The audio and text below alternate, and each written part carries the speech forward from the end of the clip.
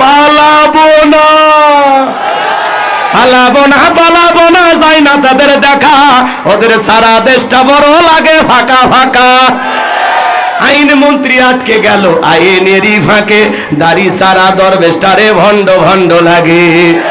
শুনেছি ভাই কত নেতা নেত্রী খাইতেছে ভাই ডান্ডা, বিচারপতি কালামানিকের ফাটিয়েছে নাকি আন্ডা। এটা আমার খবর না, মিডিয়ার খবর। এই বিচারপতি শামসুদ্দিন মানিক আল্লামা সাইদি হুজুরকে মৃত্যুদণ্ডের রায় দিয়েছিল। আমরা বলতে চাই ওই একই ট্রাইব্যুনালে বিচারপতি মানিককেও মৃত্যুদণ্ডের রায় দিতে হবে। এরা বিচারকের নামে বিগত সরকারের পাঁচটা গোলাম ছিল। এই বিচারপতি মানিক 116 জন আলেমের তালিকা করে দুদকের কাছে জমা দিয়েছিল। আমার মতো গাইবান্ধার ভাঙ্গা বক্তা রোল নাম্বার ছিল 23। আমার সিরিয়ালে কত নাম্বার ছিল? আলেমদের তালিকা করেছিল। আজকে বিনা তালিকায় কলার পাতায় শুয়ে থাকে, ওর থেকে পুলিশ নিয়ে আসে, বাবা কলার পাতায় থাকবে কেন, জেলখানায় থাকো। কথা কোন ঠিক কি না? এই বিচারক যদি সত্যি দুনিয়াতে ন্যায় বিচার করত, বিচারকের কাঠ গড়ায় দাঁড়ানো লাগতো না। এরা ন্যায় বিচার করেনি। কথা কোন কথা বল। পলকের ঝলক গেল, পলকের ঝলক গেল, থামিয়ে নেটের চাকা, ওদের সারা দেশটা বড় লাগে ফাঁকা ফাঁকা। কোথায় গেল সংসদেতে মমতাজের গান, কোথায় গেল হযরত বলা স্বামী মুসমান। 70 টাকা তাহাজ্জুদ পড়তো, আল্লাহ মদের বোতল খাইতো। দেখেন নে, বিরাট বড় আল্লাহর ওলি দাবি করতো, কিন্তু 5 তারিখে ভাগ্যে কি আছে জানে না। কিসের 41 সাল, 24 সালে খেল খতম। আমরা চাইছিলাম খালি পদত্যাগ করেন, আল্লাহ বলে কিসের পদত্যাগ? এরা যে অপরাধ করেছে শুধু পদত্যাগ না, আমি আল্লাহ প্রত্যেকটাকে দেশ ত্যাগ করতে বাধ্য করব।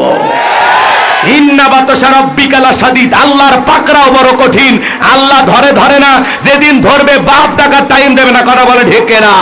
এই জন্য ভাইয়েরা আমার, আমরা সেই মুসলমান, আমরা কখনো মাথা নিচু করব না। কথা বলেন না কেন? মুসলমান মাথা উঁচু করে বেঁচে থাকার জাতি। বদরের প্রান্তরে আল্লাহ যদি 313 জন সাহাবীর মাধ্যমে মুসলমানদের প্রথম বিজয় দিতে পারে, মনে রাখবেন ওই বদরের সাহাবীদের মতো ঈমান আমল যদি মজবুত করতে পারি, আজও মুসলমানদের আল্লাহ বিজয় দেবেন। কথা বলেন ঠিক কিনা? সেই বিজয় আনতে যদি কখনো ডাক আসে, মাথায় কাফনের কাপড় বেঁধে বিবি সন্তানের কাছ থেকে বিদায় নিয়ে আল্লাহর জমিনে আল্লাহর দ্বীনকে প্রতিষ্ঠিত করার জন্য, কোরআনের সমাজ ব্যবস্থা কায়েম করার জন্য কারা কারা বুকের তাজা রক্ত দিতে রাজি? দুই হাত তুলে দেখা। লিল্লাহে তাকবীর, লিল্লাহে তাকবীর। হাত সোজা করেন, টান টান করে হাত তোলেন। আমি এই শোনেন, বাংলাদেশের অর্থনীতি যাকাত ভিত্তিক না সুদ ভিত্তিক? এই সুদ ভিত্তিক হারাম অর্থনীতি দিয়া কোশ্চিন কালেও বাংলাদেশকে কেউ দারিদ্র মুক্ত করতে পারবে না। ওই যারা মাথা পিছু আয় দেখা নাই, ওই ঘোড়ার ডিমের আয় দেখায় কোনো লাভ নাই। বাংলাদেশকে পরিবর্তন করতে হলে যাকাত ভিত্তিক অর্থনীতি চালু করা লাগবে। এ জোরে বলেন। যাকাত ভিত্তিক অর্থনীতি চালু করে যাকাত মন্ত্রণালয়ের দায়িত্ব এই দেশের বিজ্ঞ বিজ্ঞ ইসলামিক স্কলার দ্বীনের দায়ী আলেমদের কাঁধে দেওয়া লাগবে।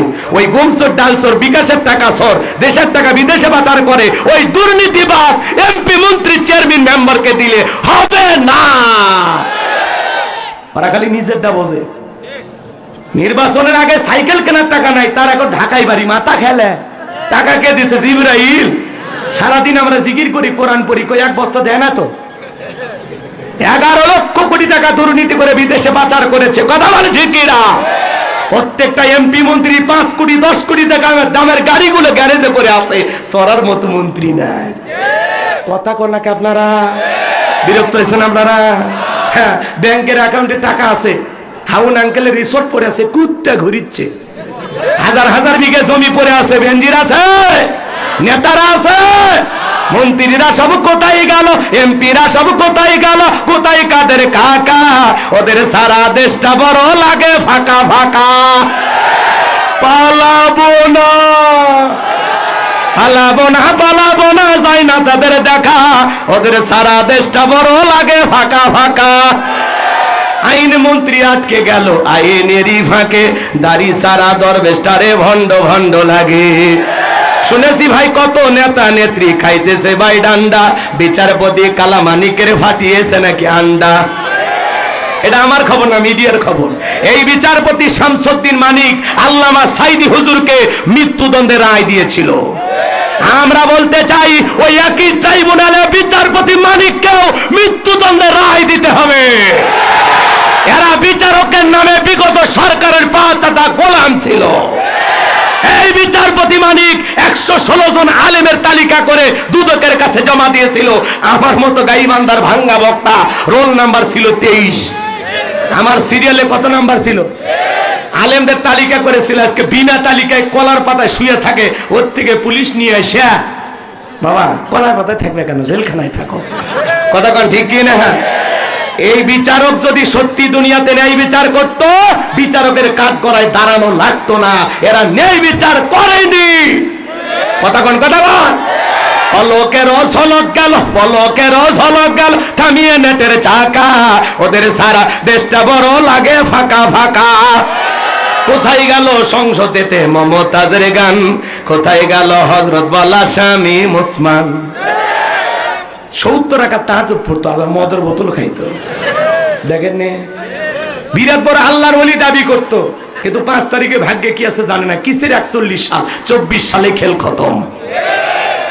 আমরা চাইছিলাম খালি পদত্যাগ করেন, আল্লাহ বলে কিসের পদত্যাগ? এরা যে অপরাধ করেছে, শুধু পদত্যাগ না, আমি আল্লাহ প্রত্যেকটাকে দেশ ত্যাগ করতে বাধ্য করব। ইন্না বাতাসা রাব্বিকা লাশাদীদ, আল্লাহর পাকড়াও বড় কঠিন। আল্লাহ ধরে ধরে না, যেদিন ধরবে বাপ টাকার টাইম দেবে না। কথা বলে ঢেকে না।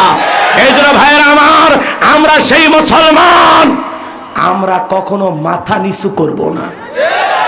কথা বলেন না কেন? মুসলমান মাথা উঁচু করে বেঁচে থাকার জাতি। বদরের প্রান্তরে আল্লাহ যদি 313 জন সাহাবীর মাধ্যমে মুসলমানদের প্রথম বিজয় দিতে পারে, মনে রাখবেন ওই বদরের সাহাবীদের মতো ঈমান আমল যদি মজবুত করতে পারি, আজও মুসলমানদের আল্লাহ বিজয় দেবেন। কথা বলেন ঠিক কিনা? সেই বিজয় আনতে যদি কখনো ডাক আসে, মাথায় কাফনের কাপড় বেঁধে বিবি সন্তানের কাছ থেকে বিদায় নিয়ে আল্লাহর জমিনে আল্লাহর দ্বীনকে প্রতিষ্ঠিত করার জন্য, কোরআনের সমাজ ব্যবস্থা কায়েম করার জন্য